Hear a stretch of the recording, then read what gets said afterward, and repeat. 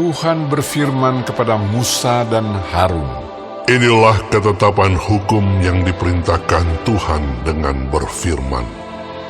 Katakanlah kepada orang Israel, supaya mereka membawa kepadamu seekor lembu betina merah yang tidak bercela, yang tidak ada cacatnya, dan yang belum pernah kena kuk. Dan haruslah kamu memberikannya kepada Imam Eleazar. Maka lembu itu harus dibawa keluar tempat perkemahan, lalu disembelih di depan imam. Kemudian Imam Eleazar harus mengambil dengan jarinya sedikit dari darah lembu itu. Lalu haruslah ia memercikkan sedikit ke arah sebelah depan kemah pertemuan sampai 7 kali. Sesudah itu, haruslah lembu itu dibakar habis di depan mata imam. Kulitnya, dagingnya, dan darahnya haruslah dibakar habis bersama-sama dengan kotorannya. Dan imam haruslah mengambil kayu aras, hisop, dan kain kirmizi, dan melemparkannya ke tengah-tengah api yang membakar habis lembu itu. Kemudian haruslah imam mencuci pakaiannya dan membasuh tubuhnya dengan air. Sesudah itu masuk ke tempat perkemahan, dan imam itu najis sampai matahari terbenam. Orang yang membakar habis lembu itu haruslah mencuci pakaiannya dengan air dan membasuh tubuhnya dengan air, dan ia najis sampai matahari terbenam. Maka seorang yang tahir haruslah mengumpulkan abu lembu itu dan menaruhnya pada suatu tempat yang tahir di luar tempat perkemahan, supaya semuanya itu tinggal tersimpan bagi umat Israel untuk membuat air pentahiran. Itulah penghapus dosa. Dan orang yang mengumpulkan abu lembu itu haruslah mencuci pakaiannya, dan ia najis sampai matahari terbenam. Itulah suatu ketetapan untuk selama-lamanya bagi orang Israel dan bagi orang asing yang tinggal di tengah-tengahmu. Orang yang kena kepada mayat, ia najis 7 hari lamanya.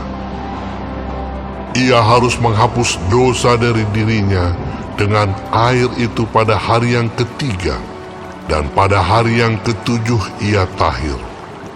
Tetapi jika pada hari yang ketiga ia tidak menghapus dosa dari dirinya, maka tidaklah ia tahir pada hari yang ketujuh.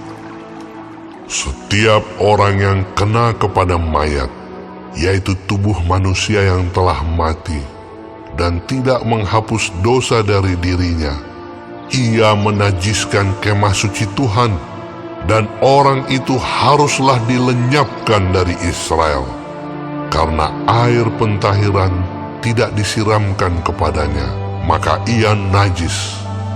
Kenajisannya masih melekat padanya. Inilah hukumnya apabila seseorang mati dalam satu kemah. Setiap orang yang masuk ke dalam kemah itu dan segala yang di dalam kemah itu najis 7 hari lamanya. Setiap bejana yang terbuka, yang tidak ada kain penutup terikat di atasnya, adalah najis. Juga setiap orang yang di padang, yang kena kepada seorang yang mati terbunuh oleh pedang, atau kepada mayat, atau kepada tulang-tulang seorang manusia, atau kepada kubur, orang itu najis 7 hari lamanya. Bagi orang yang najis, haruslah diambil sedikit abu dari korban penghapus dosa yang dibakar habis. Lalu di dalam bejana abu itu dibubuhi air mengalir. Kemudian seorang yang tahir haruslah mengambil hisop mencelupkannya ke dalam air itu, dan memercikkannya ke atas kemah, dan ke atas segala bejana, dan ke atas orang-orang yang ada di sana, dan ke atas orang yang telah kena kepada tulang-tulang, atau kepada orang yang mati terbunuh, atau kepada mayat, atau kepada kubur itu. Orang yang tahir itu haruslah memercik kepada orang yang najis itu pada hari yang ketiga dan pada hari yang ketujuh. Dan pada hari yang ketujuh itu haruslah ia menghapus dosa orang itu. Dan orang yang najis itu haruslah mencuci pakaiannya dan membasuh badannya dengan air, lalu ia tahir pada waktu matahari terbenam.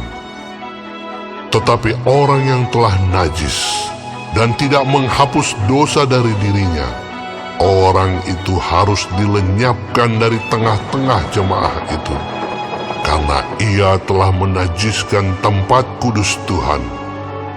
Air pentahiran tidak ada disiramkan kepadanya, jadi ia tetap najis. Itulah yang harus menjadi ketetapan bagi mereka untuk selama-lamanya. Orang yang menyiramkan air penyuci itu, ia harus mencuci pakaiannya. Dan orang yang kena kepada air penyuci itu, ia menjadi najis sampai matahari terbenam. Segala yang diraba orang yang najis itu menjadi najis, dan orang yang kena kepadanya menjadi najis juga sampai matahari terbenam.